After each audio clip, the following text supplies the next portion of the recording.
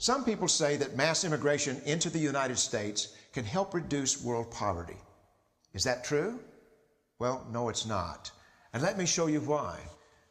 This gumball represents the 1 million legal immigrants that the United States has taken every year on average since 1990. Now, who in the world deserves our humanitarian compassion? The World Bank has one measure of the desperately poor of the world. They make less than $2 a day. And how many people make less than $2 a day in the world? Well, let's start with Africa.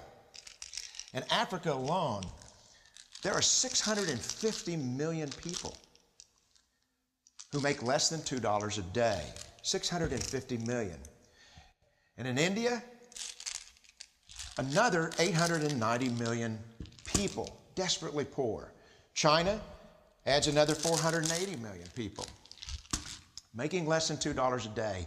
And unfortunately, the rest of Asia has a heartbreaking 810 million people who the World Bank says make less than $2 a day. And finally, there's 105 million of Latin America's population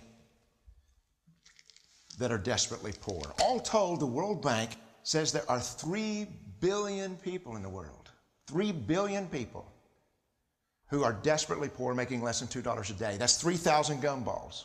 And every year, we take 1 million and suggest that we've somehow made a humanitarian difference. Of course, we don't pull our immigrants from these desperately poor populations, do we? These people are too poor, too sick, too disconnected to make it here as immigrants. We tend to pull our immigrants out of the better off poor of the world. And Mexico tends to define the type of immigrant that we bring here because the plurality of people come from Mexico.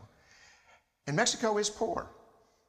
How many people in the world live in countries that have average incomes lower than that of Mexico?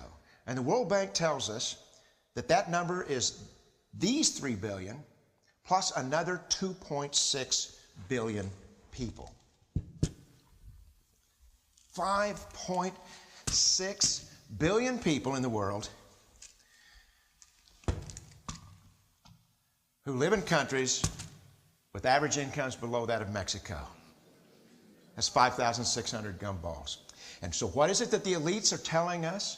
They're telling us that when we take this 1 million immigrants,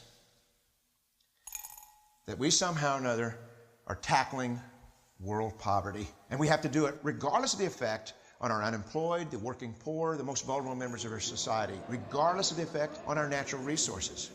Even if we went by the most radical proposals in Washington, which are to actually double our immigration to 2 million a year, which would totally overwhelm our physical, natural, and social infrastructures, we couldn't make a noticeable difference. And we may be really hurting the impoverished people of the world because the million that we do take are among the most energetic, often the better educated, certainly the most dissatisfied people that if they did not immigrate would be the agents for change to improve the lot of all the people in these countries. The true heroes in the global humanitarian field are the people in these countries who have the wherewithal to immigrate to another country, but instead stay in their countries to apply their skills to help their fellow countrymen.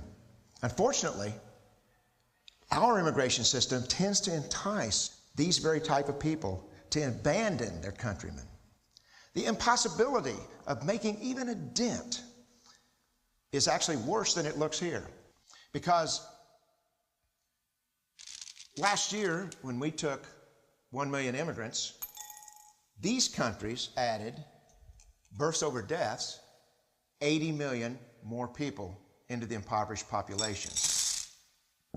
And this year, Congress is bringing in 1 million legal immigrants. And this year, according to the United Nations, these countries are expected to add another 80 million people. And next year, you can be quite sure that Congress, unless stopped by the American voters, will bring in another 1 million immigrants. And these countries, unfortunately, will be adding another 80 million people. into these impoverished nations.